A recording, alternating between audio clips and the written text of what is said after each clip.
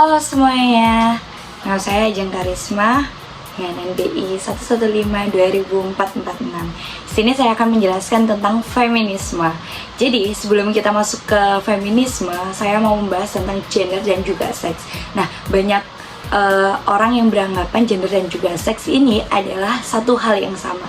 Padahal pada kenyataannya gender dan juga seks adalah dua hal yang berbeda. Nah, menurut Mansour Faki dalam bukunya Analisis Gender, ia menjelaskan bahwasanya gender adalah sifat yang dimiliki oleh laki-laki maupun perempuan. Nah, sifat ini dapat dikonstruksikan secara sosial maupun kultural.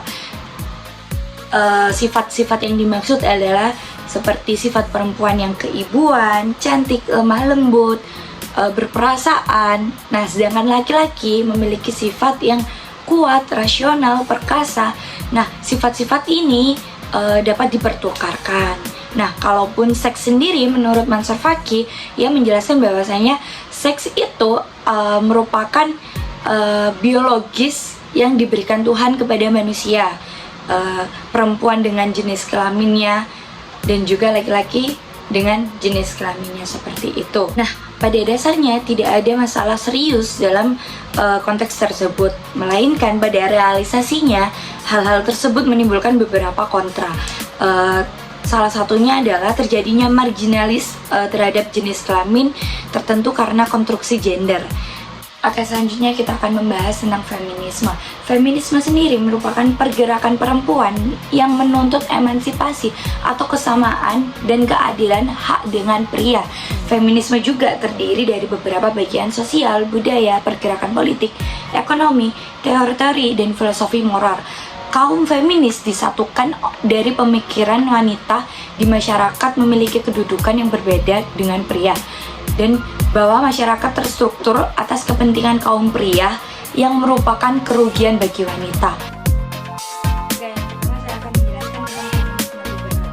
Feminisme liberal sendiri adalah pemikiran untuk menempatkan perempuan yang memiliki kebebasan secara penuh dan individual.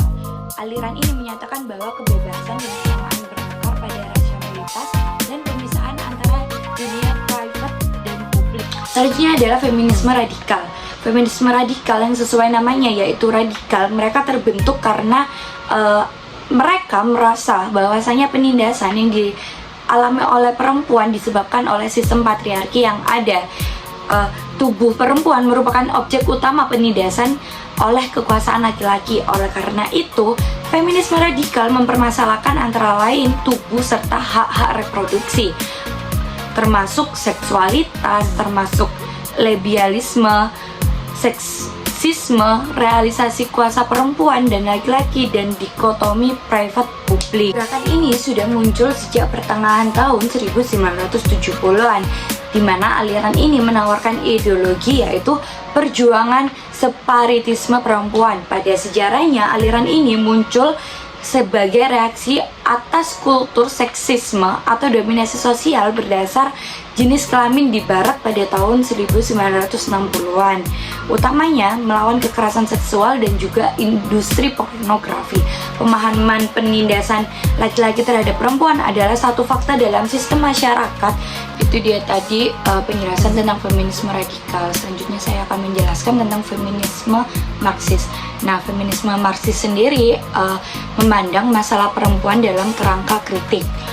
Feminis Marxis ini dilandasi oleh teori Friedrich Engels yang dikembangkan menjadi landasan aliran ini.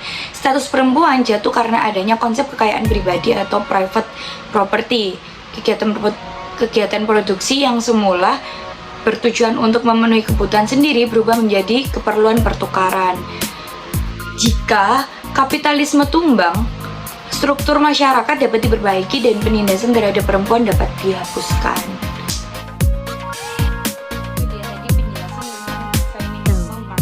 Selanjutnya saya akan menjelaskan tentang feminisme sosialis.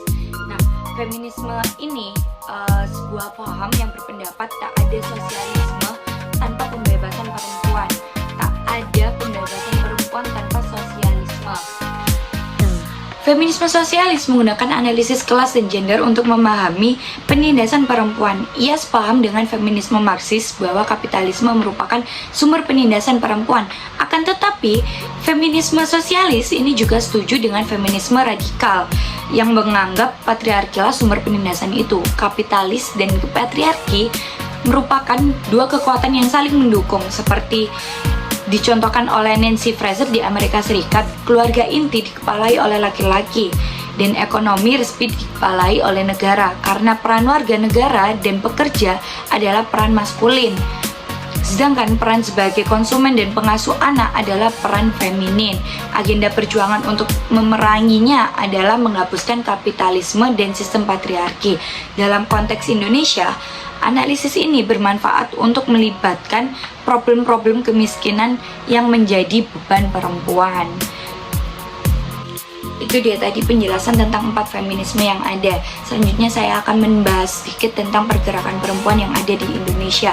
Pada masa prakemerdekaan dulu, gerakan perempuan Indonesia ditandai dengan beberapa tokoh perempuan yang rata-rata berasal dari kalangan atas, seperti Kartini, Dewi Sartika, Cut Nyak Dien, dan lain sebagainya.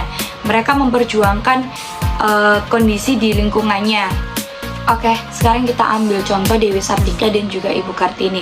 Ibu Kartini sendiri memperjuangkan tingkat pendidikan untuk para perempuan, yang dimana kala itu hanya itu saja yang bisa mereka lakukan. Mereka mempersiapkan bagaimana menjadi ibu yang terampil dan juga ibu yang berpendidikan untuk keluarganya. Sedangkan gerakan perempuan lainnya dilakukan oleh Cut Nyak Dien yang ikut berperang tanpa adanya batasan gender. Oke, di sini saya akan membahas sedikit tentang gerakan mahasiswa yang ada di lingkungan universitas. Jadi, saya akan mengambil contoh gerakan mahasiswa nasional Indonesia. Dalam gerakan mahasiswa nasional Indonesia yang biasa disebut dengan GMNI, terdapat pejuang wanita yang biasa disebut dengan Sarinah. Sarinah sendiri menganut ideologi feminisme. Nah, dalam kegiatan gerakan mahasiswa nasional Indonesia ini, Sarinah memperjuangkan hak-haknya untuk setara dengan kaum laki-laki. Tidak hanya itu, Sarinah juga menyiapkan diri juga membela para hak wanita yang tak terpenuhi, juga menyiapkan lembaga bantuan hukum untuk memenuhi wanita-wanita yang ada di luar sana, termasuk wanita-wanita yang di luar jangkauan mereka atau di luar universitas seperti itu. Dalam GMNI sendiri, Soekarno menanamkan prinsip bahwasanya laki-laki tidak bisa berjalan tanpa adanya perempuan, seperti itu. Dari sini kita bisa mengambil contoh bahwasanya Sarinah adalah satu gerakan yang menjunjung tinggi ideologi feminisme atau kesetaraan dengan kaum laki-laki, seperti itu. Dan banyak sekali contoh yang bisa kita lihat di lingkungan sekitar kita akan adanya feminisme atau paham feminisme yang tidak hanya dialami oleh perempuan saja, tapi laki-laki juga harus paham akan adanya paham feminisme ini, seperti itu, demi menghilangkan patriarki dan juga kapitalisme yang ada. Mungkin itu saja penjelasan tentang feminisme kali ini. Terima kasih, mohon maaf bila ada salah kata, dan see you di next materi. Bye-bye.